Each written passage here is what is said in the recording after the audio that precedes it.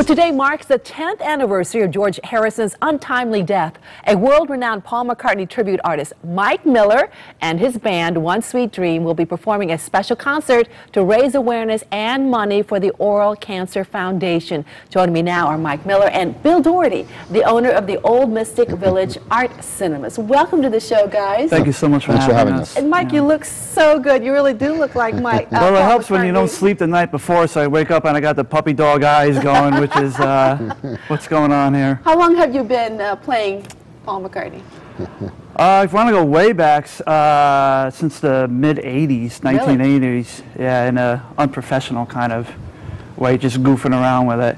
You know, I actually entered, back then, lip-syncing was like a big fad, so all these clubs were having lip-sync contests.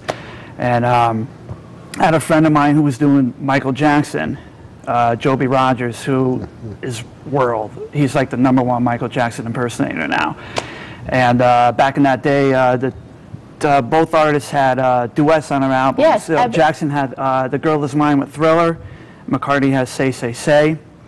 And so we entered these contests, lip-syncing, doing this, and we won every time. Didn't they do Ebony and Ivory too? Yeah, I actually did. Yeah, we actually met up with. Yeah, I did. It was actually a Stevie Wonder, and we did that.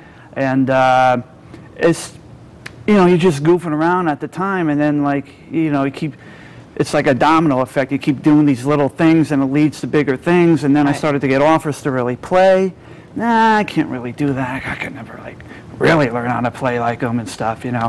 And then I started to lose a lot of money. I said, "You're gonna learn. You're gonna get this going," you know. Yeah. Well, so you started to look like Paul McCartney, and you started to sing like him. Is that what? A lot of homework, a lot of studying. Exactly. Yeah, yeah. Wow. You're never right there with it, you know. I'm always, you know, there's always something more that I could do to improve. And he has so many different looks and so many different voices. You know, he doesn't have just like one voice for a song, so and the catalog is endless. That's what makes him so successful. Yeah. All right. So. The concert is tonight, and Bill, it's going to be at your theater. It'll be at the Old Mystic Village Art Cinemas, and tell us more about it, because I know you're changing some direction here. You're doing a whole lot of different things. Well, let me take you back to 2006. In 2006, I received a phone call that my brother had an untimely death of a heart attack. And it was a week after he passed away that I decided to embark on my childhood dream. And it was to get back into the theater business, not just any theater, but the Old Mystic Village. That was very sentimental to me because it was my father, along with his partners, who pioneered some of the first multi-screen theaters here in the state. And that was one of his theaters. And 20 years later, after he sold it in '86, I was able to buy it back. This is a great setting for the concert tonight. Absolutely, absolutely. It was about a year after purchasing it that I had some gentlemen approach me about putting a live stage in there, and it has just been snowballing from one event to another. You've had a lot of live acts. Absolutely. We've had concerts in there. We've had live plays. We have a Christmas show today. Also, we have Mike performing tonight, and it's just a with his great band, place. One Sweet Dream. Now, does everybody else look like a Beatle as well, or are you it? This is a little different than the traditional Beatlemania type bands that are out there, which is so much fun about doing this, is we actually emulate a Paul McCartney concert, let's say the Sir Paul time. So we're not stuck in one era of the 60s. So you sing Beatles, you sing when he was with the Wings. Some of his solo stuff.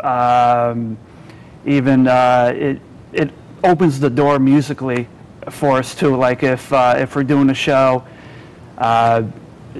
say around like Buddy Holly's 50th anniversary of his death or something, big influence on McCartney. So you know, we could throw some Buddy Holly stuff. Oh, that's maybe. great. You know, it's really flexible. Tonight's concert, you're trying to raise money for the Oral Cancer Foundation. Why did you choose that foundation?